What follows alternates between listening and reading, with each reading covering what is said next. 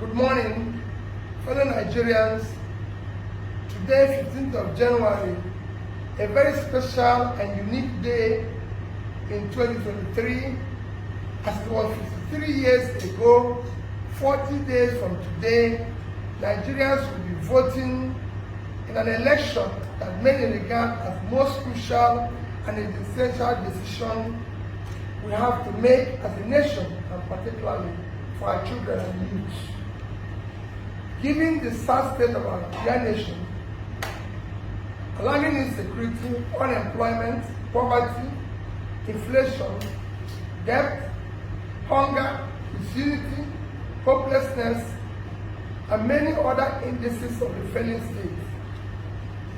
It is also 15th of January, 53 years ago, a very special red letter day for Nigeria, that the booming of guns and other paraphernalia of battle were formally silenced in a 30-month civil war in which millions of lives were regrettably lost and an unquantifiable number of properties destroyed. As you may recall, Colonel Olusegun Obasanjo, as he then was, led the Biafran delegation to Jarabawa to declare that the war is over and that the military colleagues from Biafra have come for redeployment. It is stated to keep Nigeria one is a task that must be done, and no victor, no vanquish. It is this task of keeping Nigeria one in spirit of no victor, no vanquish that has provided the platform of commitment of both mental and physical energy to the odious but noble task of building one strong, united, and indivisible Nigeria. As such, the overriding task we should be committed to, as stated above, is securing and uniting Nigeria for sustainable and inclusive development, particularly for our children and youth. While we regret the immense losses for the war, we pray for repose of the souls of the departed and thank God it ended. We must all join hands with utmost sincerity and commitment to prevent any serious violence in Nigeria, let alone other civil war. Never again. The task of securing and uniting Nigeria should be our only option, and we all can agree that the leaders and people of different sections of Nigeria have done admirably well, particularly in the years immediately after the war. Within less than 10 years after the end of the Civil War, a committed personality from Biafra, Dr. Alex Ekwueme, was #2 man to the most patriotic, humble servant, Alhaji Shehu Shagari, who was #1. May their souls continue to rest in peace. Our dear Shehu Shagari and Ekwueme, both of blessed memory, became strong and veritable expression of unity and togetherness, engendered in a vibrant post-Nigeria. The Democratic League, with its unified symbolism, was glorious for Nigeria, and I deeply cherish such part of brotherhood and oneness established by Shagari and Ekwueme, and truly believe it is the path of inclusiveness and togetherness as one Nigeria we should all follow today. Anyone who still harbors a different agenda, different from the realization of wholeness and unifying people-oriented development vision, is a terrible disservice to this generation and generations of Nigeria yet unborn. I cannot think of a valid reason except for deficit of sound socio-economic and political policies and programs that will unite and propel Nigeria forward. From what I know, the Southeast, the Igbo nation led by Ohanaeze, has at every opportunity been unequivocal about its commitment to unity, oneness, integrity, and progress of Nigeria based on equity, justice, and inclusive society. And I, Mr. Peter Obi, a proud Nigerian of Igbo extraction, am mostly, truthfully, and wholly committed to the stand of one united, secure, and progressive Nigeria. It's also worth calling a spade a spade. There are youths all over Nigeria who are frustrated because of injustice, poverty, lack of opportunities, employment, apparent exclusion. Such youths will seize upon and use anything or tool to express their frustration and anger.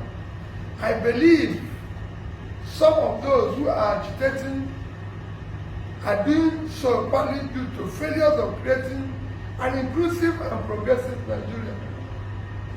A working Nigeria with equity, justice, and fairness will also definitely and effectively checkmate such extreme groups as Boko Haram and ISWAP. I personally believe that the best strategy for dealing with the situation manifesting in guise of unclear nationalism, bigoted patriotism, and religious bigotry is carrot and stick approach. Nation building and order society are now imperative. We must win those that can be won through creation of society where equity and justice will prevail, a society where basic freedom, necessities of life such as health, job, skills, empowerment are provided.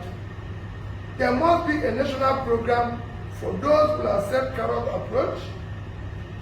For those unwilling to yield to carrot approach, the stick option will feel justified and applied. We must put order in our society, and where necessary, justice will be tampered with mercy.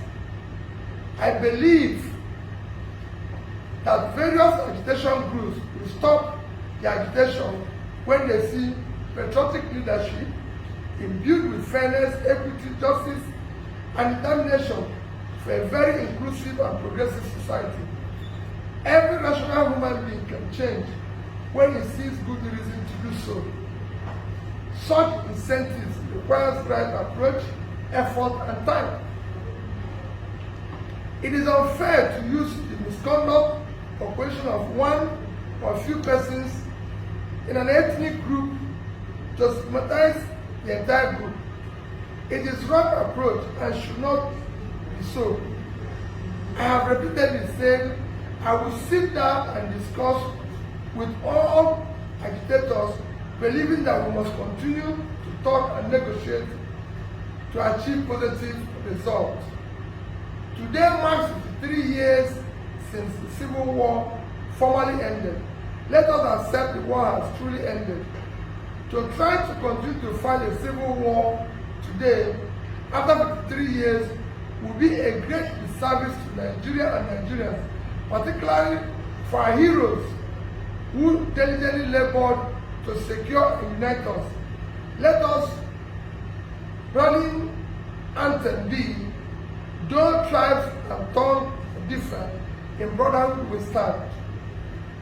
On this day, 15th of January 2023, I most sincerely pledge and commit that I will spend the rest of my life making sure that the civil war and circumstances that led to it do not reoccur, and to ensure that we build an all-inclusive, progressive society where no individual group will feel estranged, marginalized, excluded, and remain resolute to a new Nigeria that we all will be proud of and patriotically committed to the is possible and is the task was all achieved.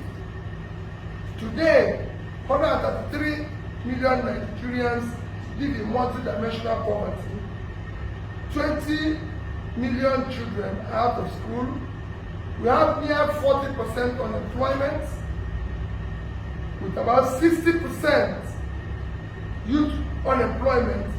Our youth today in their productive age don't know where the next meal will come from. Our drug prevalence among our youth is the highest in the world. We have overtaken India in infant mortality. That's why they find that 7 times our population. We are globally treated as second-class citizens, with Nigerians being refused entry into countries we were far better than a few years ago. These are things that should concern us today. These are things I want us to come together as a family and a great nation to commence revising, irrespective of our tribe and religion. That is the Nigeria for which I wish to be a team leader, where everybody will be included, no matter where they are from or their beliefs.